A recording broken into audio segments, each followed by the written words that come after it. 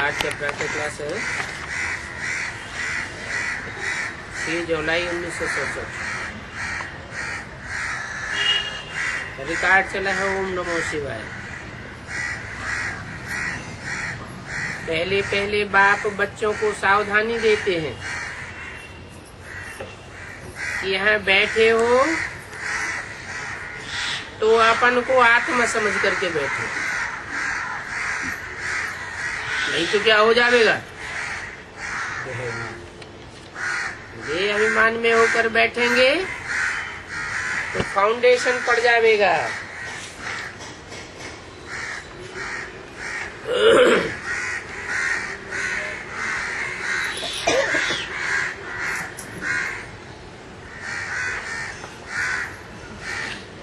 देह अभिमान में बैठेंगे तो फाउंडेशन पड़ेगा इस बात का कि बाप के सामने होते हुए भी आत्मिक स्टेज नहीं बनी। बाप जब आते हैं तो कौन आत्मिक स्टेज में स्थिर होते हैं और कौन आत्मिक स्टेज में स्थिर नहीं हो पाते। बाप कहते हैं मैं अपने बच्चों से ही बात करता हूँ। बाप किसका बाप है? आत्माओं का बाप है। माना बाप के सामने आने से ही आत्मिक स्थिति आ जानी चाहिए। सामने आने के बावजूद भी आत्मिक स्थिति नहीं आती तो आत्माभिमानी नहीं हुए तो देह अभिमानी दैत्य साबित हो जाएंगे। ये फाउंडेशन की बेला है, इसलिए सावधानी देते हैं। बाप के आगे बैठे हो,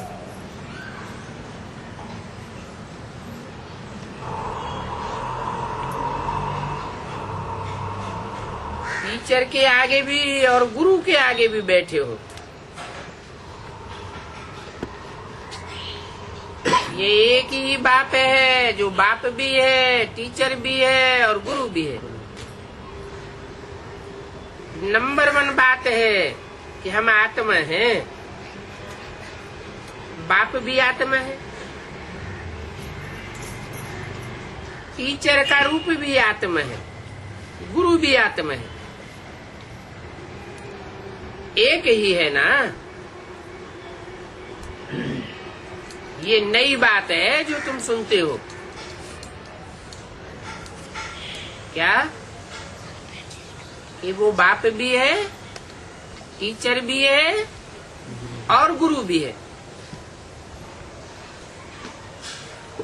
तुम कहेंगे बाबा हम तो कल्प ये सुनते हैं। तो बुद्धि में ये याद भी रहना चाहिए ना कि हमें बाप पढ़ाते हैं। हम आत्माएं इन आर्गन्स द्वारा सुनती हैं। ये ज्ञान तुम बच्चों को यहाँ ही मिलता है और ऊंचे से ऊंचे बाप के द्वारा मिलता है। वो सब आत्माओं का बाप है जो बाप वर्षा देते हैं। क्या ज्ञान देते हैं? सबकी सदगति का ज्ञान देते हैं। सदगति करते हैं ना, सदगति करते हैं माना घर ले जाते हैं। और कितनों को ले जावेंगे ये भी तुम जानते हो। सब आत्माओं को मच्छरों से 10 घर जाना ही है। सतयुग में एक ही धर्म, सुख, शांति, पवित्रता होती है। तुम बच्चों को चित्र पर समझाना बहुत सहज है। बल चित्र न भी हो तो भी तुम समझा सकते हो। स्कूल में नक्शे पर समझाया जाता है ना। इंग्लैंड यहाँ है, फिर वो याद पड़ जाता है। ये भी ऐसे एक एक स्टूडेंट को समझाना होता है। और मैं भाभी एक ही है, शिवाय नमः। वो ही ऊंचे के ऊंचे भगवान है। रचयिता बाप घर का बड़ा होता है, वो हद का बाप होता है, ये बेहद का बाप है। ये सृष्टि भी तो बेहद के बाप का घर है ना।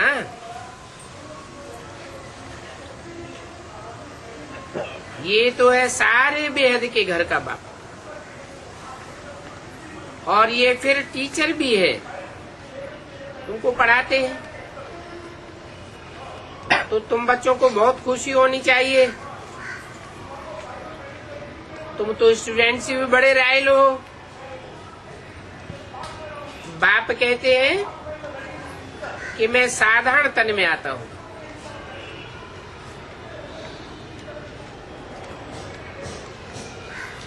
प्रजापिता ब्रह्मा भी तो जरूर यहाँ ही चाहिए। उन बिना तो काम भी कैसे चलेगा। और जरूर बुजुर्ग ही चाहिए, क्योंकि एडाप्शन होती है तो बुजुर्ग चाहिए। कृष्ण का नाम तो रांग हो जाता है। फीचर्स भी हर एक जन्म के अलग अलग होते हैं, बदल नहीं सकते।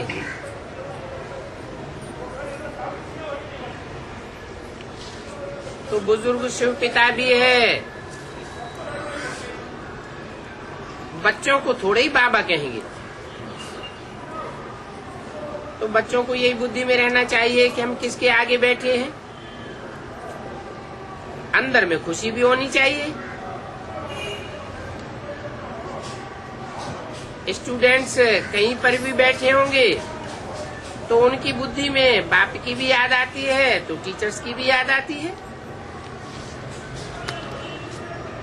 दुनिया में तो उनका बाप अलग होता है, टीचर अलग होता है। तुम्हारा तो एक ही बाप है, एक ही टीचर है, एक ही गुरु है। और ये ब्रह्मा भी तो स्टूडेंट है, पढ़ रहे हैं। सिर्फ लोन पर शरीर दिया हुआ है और कोई फर्क नहीं है। बाकी तो तुम्हारे मुआफिक ही है। इनकी आत्मा भी वही समझती है जो तुम समझते हो। बलियारी है एक की। उन्हें एक को ही प्रभु ईश्वर कहते हैं, दूसरे कोई देहधारी को नहीं कहा जा सकता। इस ब्रह्मा को भी याद नहीं करना है। ये भी कहते हैं अपन को आत्मा समझो, जो परमात्मा को याद करो।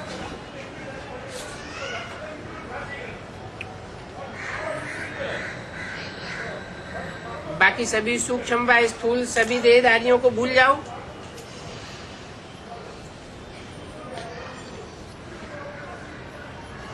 तुम शांति धाम के रहने वाले हो।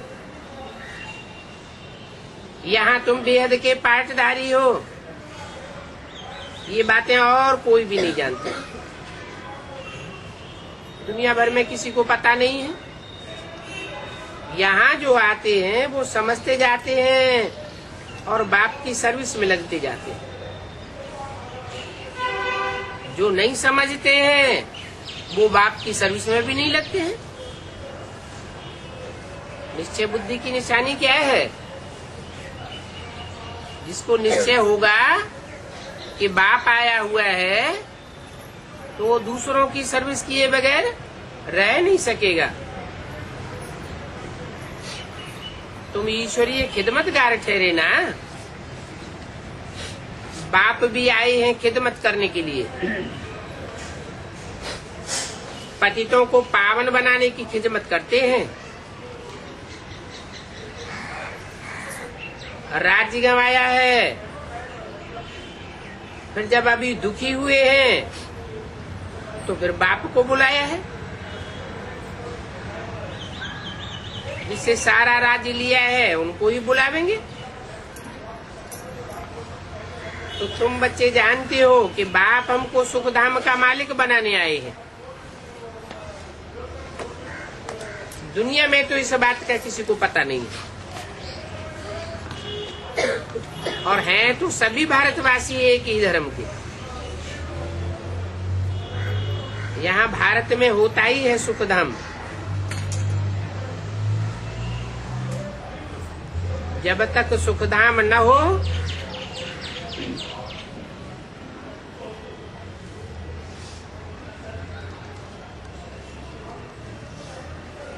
तो बाप के आने का फायदा ही क्या।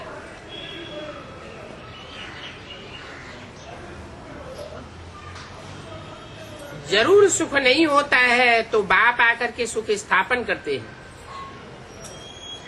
बच्चे समझते हैं कि भगवान जिनको सारी दुनिया अल्लाह और गॉड कह करके पुकारती है, वो ही यहाँ पर ड्रामा अनुसार कल पहले मुआफिक आए हैं। ये है ही गीता का एपिसोड, जिसमें बाप आकर के स्थापना करते हैं। गाया भी जाता है ब्राह्मण देवी देवताए धर्म नमः। ब्राह्मण धर्म, देवी देवता धर्म। क्षत्रिय नहीं कहते हैं, ब्राह्मण देवी देवताए नमः कहते हैं। क्षत्रिय देवताए नमः नहीं कहेंगे, क्योंकि क्षत्रियों की तो फिर भी 2 कलाएं कम हो जाती है। तो नमन संपूर्ण को किया जाता है। स्वर्ग कहा ही जाता है नई दुनिया को। त्रेता को नई दुनिया थोड़ा ही कहेंगे। पहले पहले सतयुग में एकदम नई दुनिया, और अभी ये है पुरानी से पुरानी दुनिया। अभी फिर ये नई दुनिया बन जाएगी। तो अभी हम नई दुनिया में जाते हैं, तभी तो बच्चे कहते हैं हम नर से नारायण बनते हैं। और कथा भी हम सत्यनारायण की सुनते हैं। एक की ही कथा गाई हुई है। अनेक देवी देवताओं की कथा तो नहीं है। 667 की वाणी का दूसरा पेज। राम की कथा तो दुर्दशा की लिख दी है। तो देखो, राम कोई नहीं बनना चाहेगा।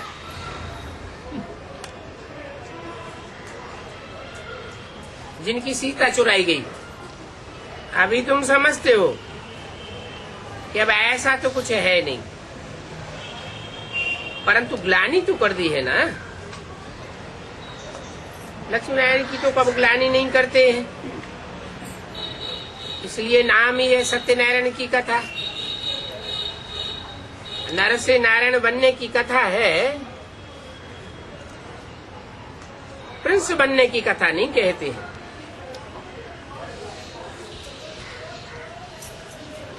ये ब्रह्मा क्या बनेंगे?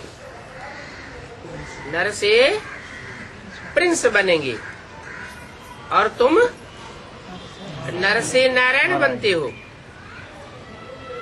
तो सत्यनारायण की कथा है, परंतु मनुष्य समझ नहीं सकते हैं। वो मनुष्य नारायण को अलग समझते हैं, कृष्ण को अलग समझते हैं। परंतु नारायण की कोई जीवन कहानी तो है नहीं। ज्ञान की बातें तो बहुत है ना, इसलिए 7 रोज दिए जाते हैं। रोज भट्ठी में रहना पड़े, परंतु ऐसे भी नहीं यहाँ आकर के भट्ठी में बैठ जाना है। ऐसे तो फिर भट्ठी का बहाना करके बहुत देर आ जाएंगे। पढ़ाई सवेरे और शाम की होती है। दोपहर में वायुमंडल ठीक नहीं होता है। रात्रि का भी 10 से 12 तक का बिल्कुल खराब समय होता है। उसी समय जैसे कि विषय वैतरणी बहती रहती है। आजकल तो न रात देखते हैं न दिन देखते हैं, पूरा ही वैश्यालय है। इनको कहा जाता है कामी कुत्ते, क्योंकि इस समय तमो प्रधानता है ना। तो यहाँ तुम बच्चों को ये मेहनत करनी है याद में रह करके सतो प्रधान बनने की। वहां अपने घर में तो सारा दिन काम में ही रहते हो। ऐसे भी बहुत होते हैं जो धंधा आदि करते भी हैं, फिर पढ़ते भी हैं, समझते हैं हमको जास्ती अच्छी नौकरी मिलेगी। यहाँ पर भी तुम पढ़ते हो तो टीचर को याद करना पड़े जो तुमको पढ़ाते हैं। अच्छा टीचर समझ करके ही याद करो, तो भी तुमको तीनों इकट्ठे याद आ ही जाएंगे। बाप, टीचर, गुरु तुम्हारे लिए तो बहुत सहज बात हो गई। तो जो नई बात होती है वो तो झट याद आनी चाहिए ना। ये हमारा बाप भी है, टीचर भी है, गुरु भी है, और ऊंचे ऊंचे बाप है, जिससे हम ऊंचे ऊंचे स्वर्ग का वर्षा ले रहे हैं। हम तो स्वर्ग में जरूर जाएंगे, स्वर्ग की स्थापना जरूर होनी है। तुम पुरुषार्थ सिर्फ करते हो ऊंचे पद पाने के लिए, और ये बात भी तुम जानते हो, और मनुष्यों को भी पता पड़ेगा। आगे चल करके तुम्हारा आवाज फैलता रहेगा। तुम जानते हो कि श्रीमत पर चल करके तुम कितना ऊंच काम कर रहे हो। तुम्हारी जैसी अलौकिक ऊंच सर्विस और कोई नहीं कर सकता। बाप भी अलौकिक सर्विस करते हैं ना,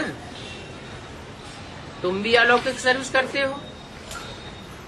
ये सर्विस तो ब्राह्मणों का धर्म है, ये अलौकिक धर्म है, और ये सेवा का धर्म बहुत थोड़े समय के लिए।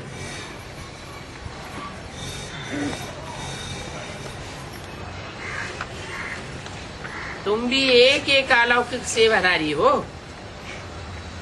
नंबरवार पुरुषार्थ अनुसार हो। तुम अलौकिक काम करते हो जो दुनिया भी कोई मनुष्य दूसरा कर नहीं सके।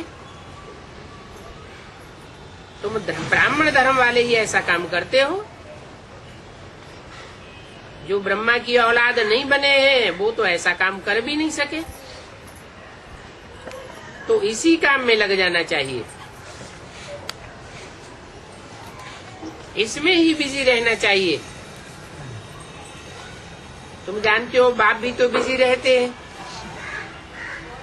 और तुम राजधानी भी स्थापन कर रहे हो। वो तो पंचायत मिलकर के सिर्फ पालना करती है। वो पंचायती राज्य में कोई राजधानी स्थापन नहीं हो पाती। यहाँ तो तुम गुप्त वेश में क्या क्या कर रहे हो। तुम हो incognito unknown warriors, non violence हो। इसका भी अर्थ कोई समझते नहीं है। तुम डबल अहिंसक हो।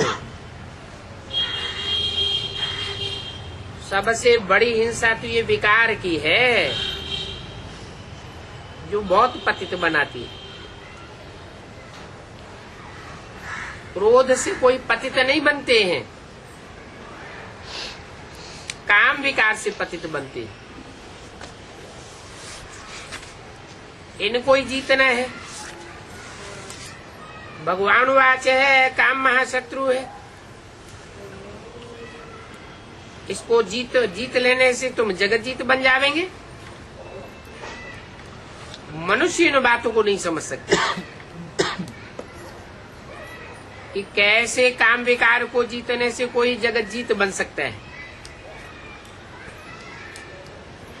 ये लक्ष्मी नारायण भी तो जगत जीत है ना। ये जगत जीत कैसे बने? इन्होंने अपनी कामेंद्रियों को जीता है।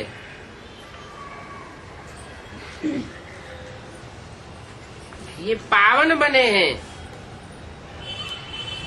पतितपना इनसे छूटा है। जानते हो भारत जगत जीत था।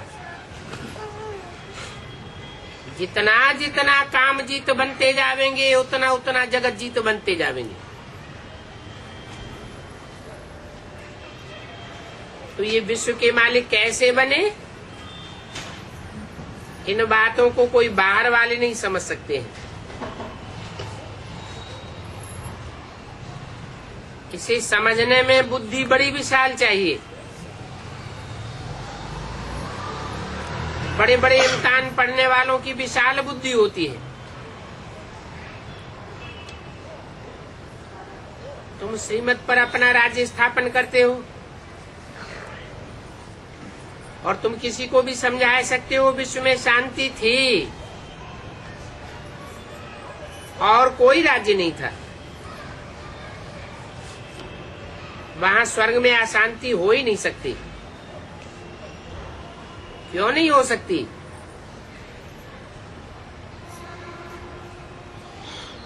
क्योंकि वहां सब स्थिति में स्थित होने वाले होते हैं। इसलिए बहस्त को कहते ही हैं गार्डन ऑफ अल्लाह।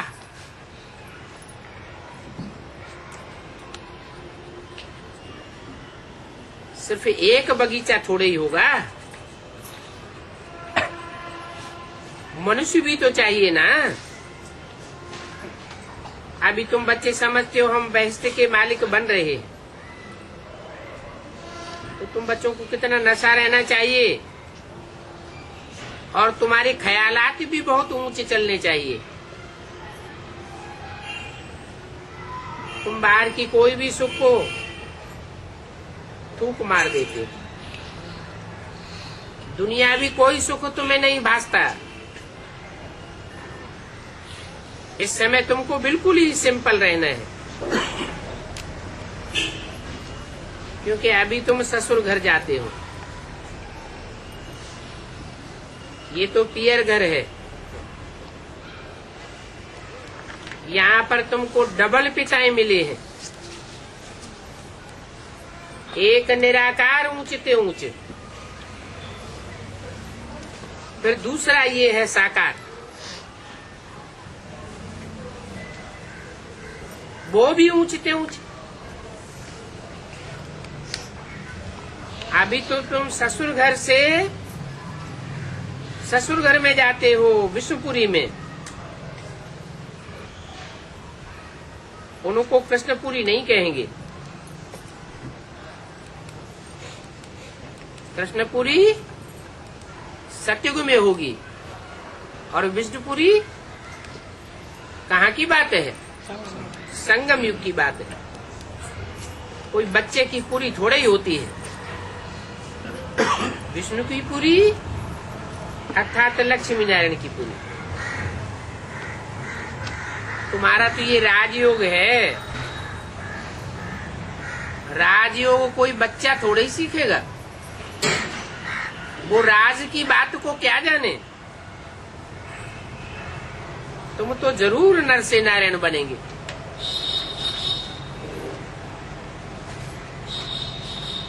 बाप कहते हैं इसके लिए पहले पहले अपन को आत्मा समझो। 6 जुलाई 1967 की वाणी का तीसरा पेज। आत्मा समझेंगे तो तुम खुदाई खिदमतगार बनते जाओगे।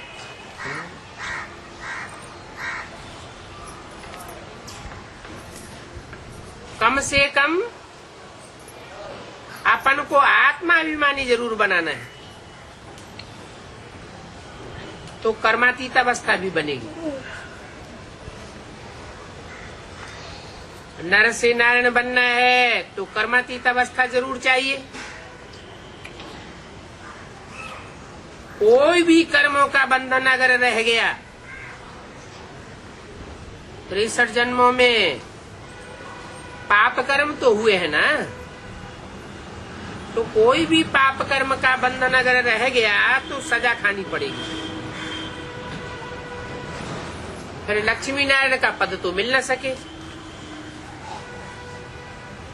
बच्चे खुद भी समझते हैं याद की मेहनत तो बड़ी कड़ी है। युक्ति तो बहुत सहज है, सिर्फ अपन को आत्मा समझ बाप को याद करना। भारत का प्राचीन राजयोग मशहूर है और इस राजयोग के लिए ही ये नॉलेज है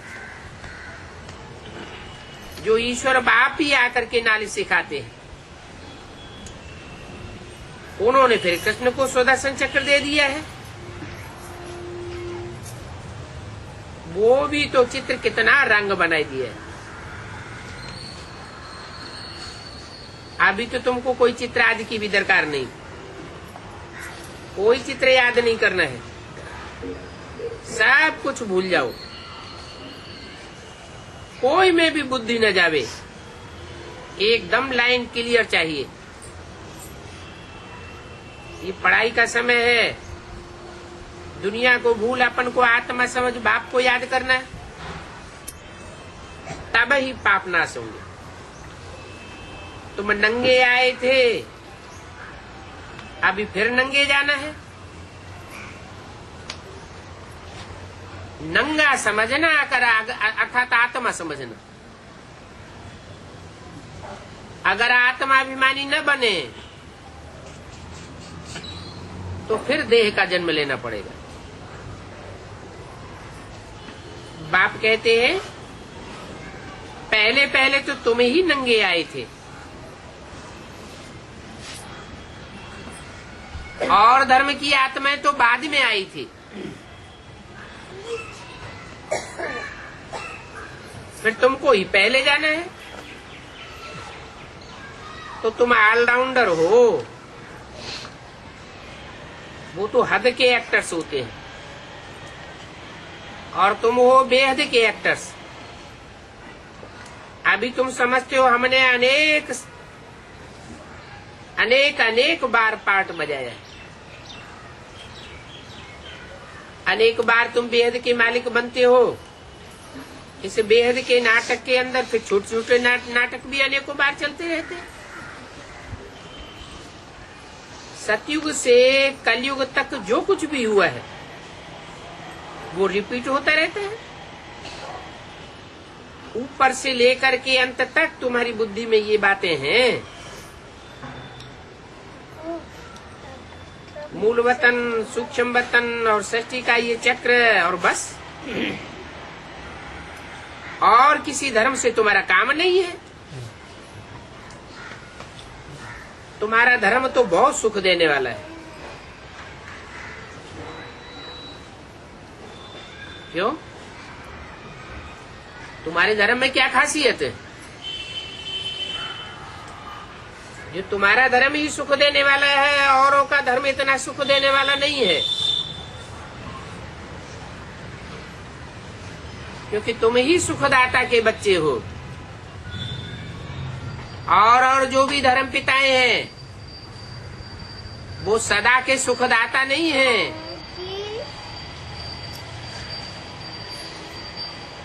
और धर्मों की धारणाएं इतनी ऊंची नहीं है। ऐसे तो हरेक अपने अपने धर्म को जानते हैं।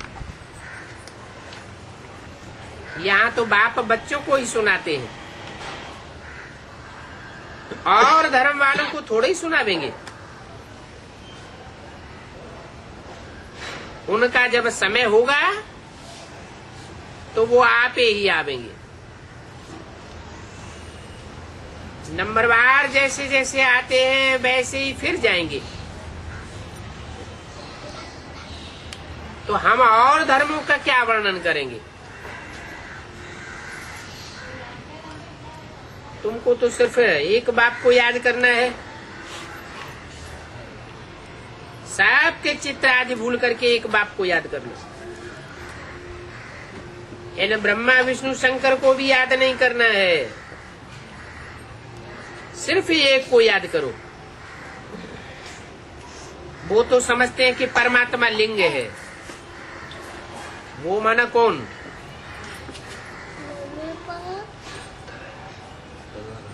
अब लिंग समान कोई वस्तु तो हो नहीं सकती है। अगर लिंग हो तो फिर ज्ञान कैसे सुनावेगा?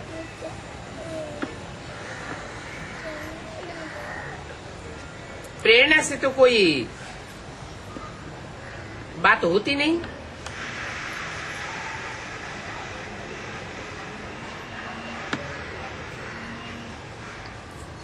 लाउड स्पीकर रखा जाता है जिससे दूर दूर तक सुनाई देता है। प्रेरणा से तो कुछ नहीं होता। ऐसे नहीं कि शंकर कोई प्रेरते हैं। ये सब ड्रामा में पहले से ही नूद है। ये विनाश तो होने का ही है। जैसे तुम आत्मा शरीर द्वारा बात करती हो, वैसे परमात्मा भी शरीर द्वारा बात करते हैं। उनका तो पार्ट ही दिव्य है और अलौकिक है। पतितों को पावन बनाने वाला एक ही बाप है। कहते हैं मेरा पार्ट सबसे न्यारा है। जो कल पहले आए होंगे वो ही आते रहेंगे। जो कुछ भी पास्ट हुआ सो ड्रामा, इस ड्रामा में जरा भी फर्क नहीं पड़ सकता। फिर पुरुषार्थ का ख्याल रखना है। ऐसे नहीं कि ड्रामा अनुसार हमारा कम पुरुषार्थ चलता है तो ऐसे ही रहेगा, फिर तो पद भी सारा कम हो जाएगा। तो पुरुषार्थ को तेज करना होता है, ड्रामा पर जोर नहीं देना है। अपने चार्ट को देखते रहो और चार्ट को बढ़ाते रहो। नोट रखो, हमारा चार्ट बढ़ता जाता है, बहुत खबरदारी रखो। यहाँ पर तो तुम्हारा है ब्राह्मणों का संग। बाहर की दुनिया में जावेंगे तो धंधे धोरी में ब्राह्मणों का संग तो रहता नहीं है। संग का रंग लगता तो है ना। बाहर में तो सब है कुसंग, वो तो सब उल्टी ही बातें सुनावेंगे। साधुओं आज से तो तुम सब उल्टा सुनते आए। अभी बाप आकर के तुमको कुसंग से निकालते हैं। और यहाँ कोई फैशन आदि की भी बात नहीं है। बाबा ने तो तुम बच्चों को सीधी मांग निकालना सिखाया है। आजकल तो देखो कैसे कैसे बाल बनाते रहते हैं। बाहर में जाते हैं तो पहरवाइशी सारी बदल जाती है। ये तो जैसे अपने अपने धर्म की इंसल्ट करते हैं,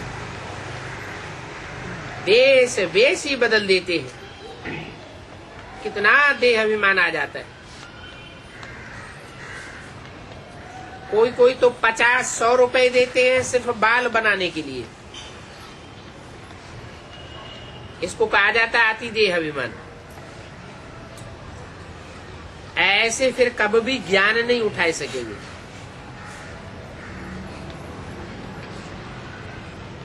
बाबा तो कहते हैं बिल्कुल सिंपल बनो।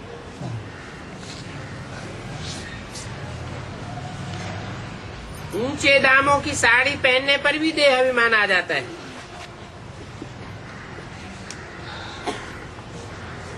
आपको तो फुल वाइल की साड़ी पड़ी हुई है, ऐसे देवान से बोलते हैं। देह अभिमान को तोड़ने के लिए सब पहरवाई हल्की कर देनी चाहिए। अच्छी चीज बहुत देहवान बढ़ाती है। तो इस समय वनवास में हो ना, तो हर चीज से मोह हटाना है और बहुत सावधान रहना है। शादी आदि में भी भले जाओ, परंतु तोड़ निभाने के लिए जाना है। फिर घर में आए तो सब उतार दो। तुमको तो अभी वाणी से भी परे जाना है। वानप्रस्थी तो सफेद पोष में होते हैं। तुम एक एक छोटे बड़े सब वानप्रस्थी हो। वाणी से परे जाना है ना। वहां सतयुग में तो इतने मनुष्य होंगे ही नहीं। जो आवाज हो जावे तो तुम सब वानप्रस्थी हो। 6 जुलाई 1967 की वाणी का 4था पेज। छोटे बच्चों को भी शिव बाबा की याद दिलानी है। ऐसे नहीं कि उनको कहना है कि बिंदी को याद करो, नहीं। शिव बाबा की याद में ही कल्याण है। अब तो बस हमको जाना है शिव बाबा के पास। कृष्ण को याद करने पर विकर्म विनाश नहीं होंगे। कृष्ण और क्राइस्ट की भले कितनी भी पूजा करें, अर्चना करें, कुछ भी प्राप्ति होने वाली नहीं है।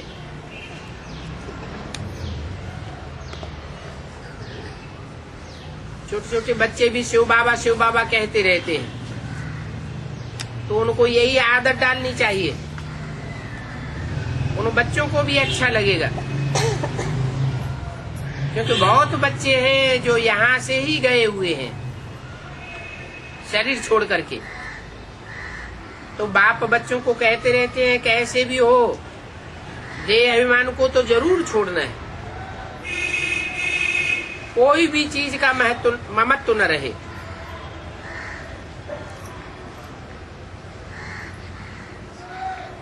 अपन को नंगा समझना है।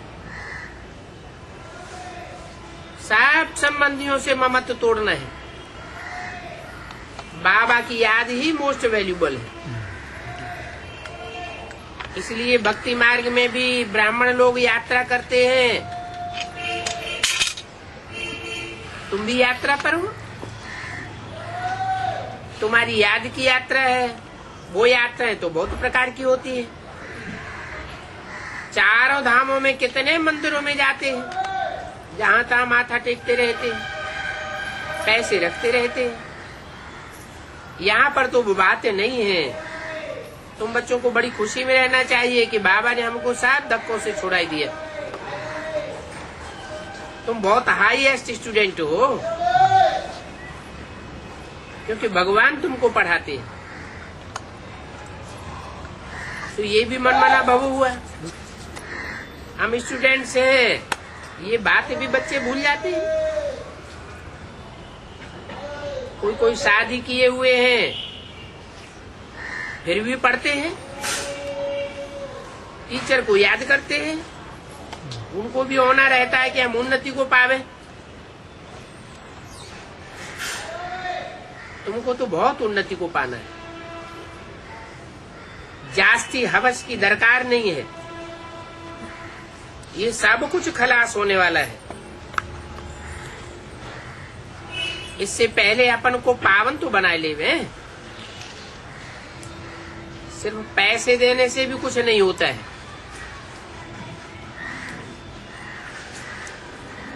पैसे देंगे तो अपने लिए बीज बोवेंगे,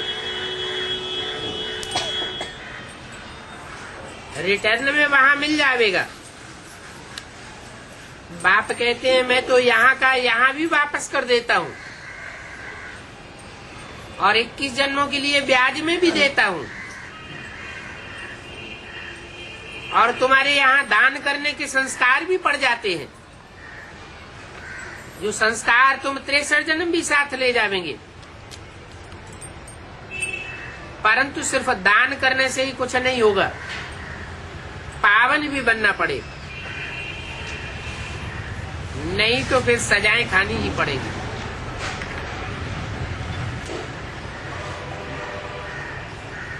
ट्रिब्यूनल में तो बाप भी बैठेंगे ना।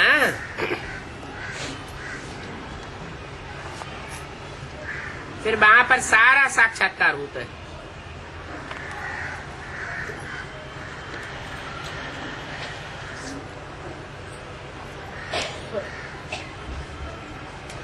धर्मराज भी है,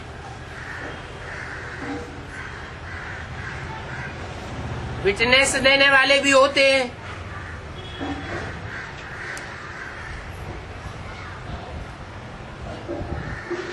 नहीं तो फिर केस कैसे चलेगा?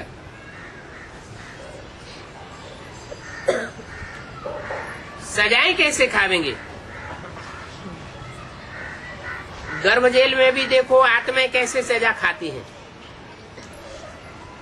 कोई को बाहर से पता थोड़ा ही पड़ता है, अंदर में तो कितना दुख भासता है। यहाँ तो कहा ही जाता है गर्भ जेल,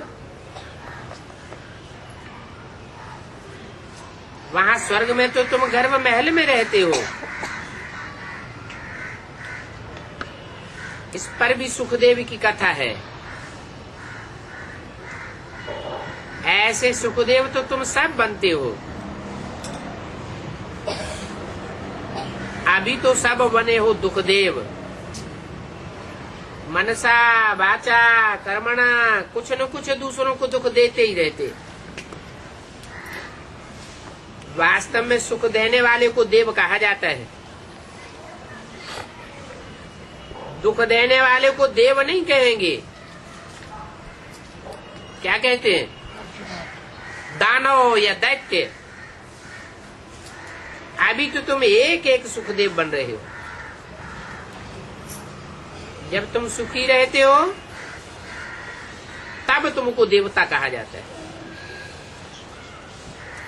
दूसरों को सुख देंगे तो सुखी रहेंगे, यहाँ दूसरों को दुख देते रहेंगे तो दुखी होकर के मरेंगे।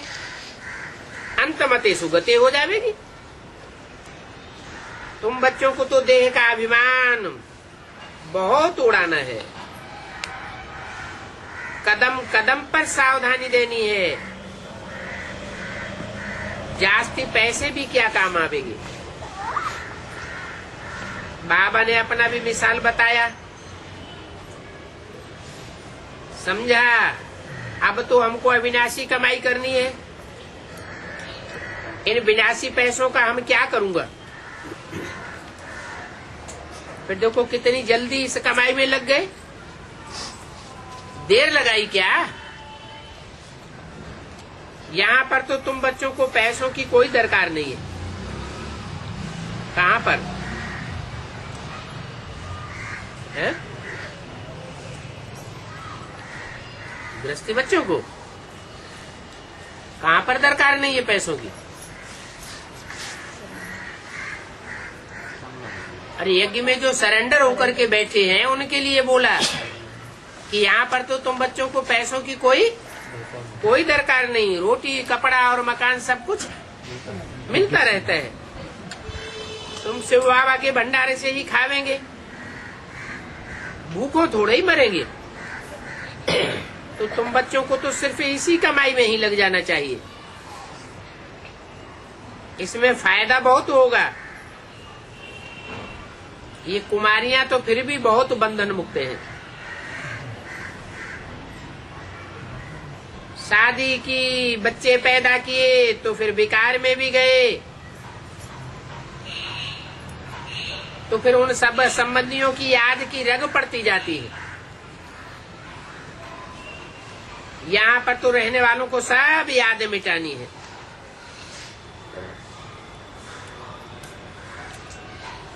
जो युगल बन जाते हैं उनकी तो बहुत मुसीबत है।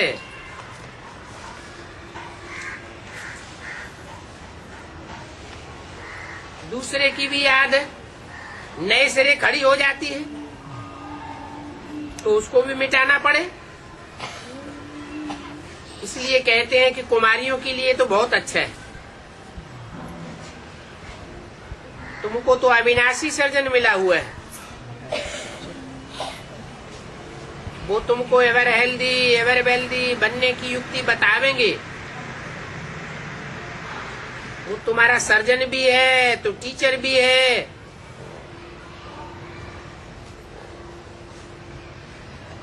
आत्मा को इंजेक्शन लगता है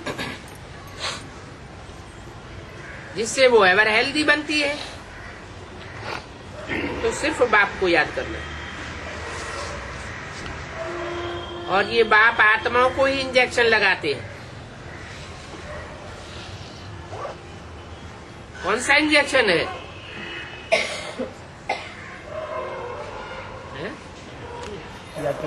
मन मना भव। तो अमल में भी लाना चाहिए ना। याद से ही विकर्म विनाश होंगे। मूल यही बात है। इसलिए बाबा कहते हैं कि अपना चार्ट रखो। इस याद से ही तुम्हारे पाप कटते जावेंगे और तुम्हारी ज्योति जगती जावेगी।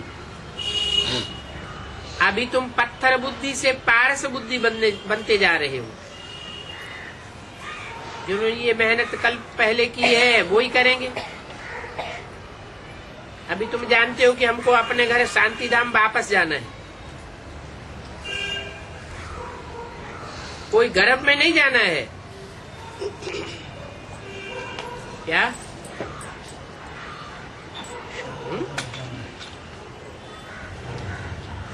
कौन जानते हो? किनके लिए बोला? जो भी सूर्यवंशी असल है और सूर्य असल चंद्रवंशी बच्चे हैं। ब्रह्मा सरस्वती विसल चंद्रवंशी और सूर्यवंशी बच्चे, उनके लिए बोला। क्या अभी तुमको कोई गर्भ जेल में नहीं जाना है? तुम जानते हो हमें तो घर अपने वापस परमधाम जाना है। मनुष्य समझते एक शरीर छोड़ करके फिर हम दूसरा लेवेंगे। तुम तो अब समझते हो कि हम तो सीधे घर चले जाएंगे।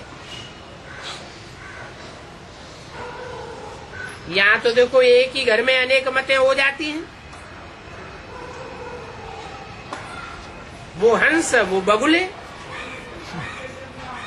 फिर कितने झगड़े हो पड़ते हैं। ये भी नथिंग न्यू। ये सब कल पहले भी हुआ था और अभी भी हो रहा है। पति के लिए संगम युग है तो स्त्री के लिए कलयुग है। यही लगा रहता है। परंतु तुम अच्छी तरह जानते हो कि ये समय है ही इस कमाई का।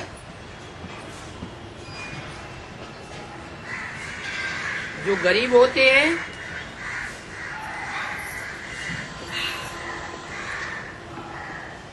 वो तो सब कुछ दान में दे लेते। तुमको तो पुरुषार्थ उस कमाई का करना है। अच्छा, बच्चों को ओम शांति।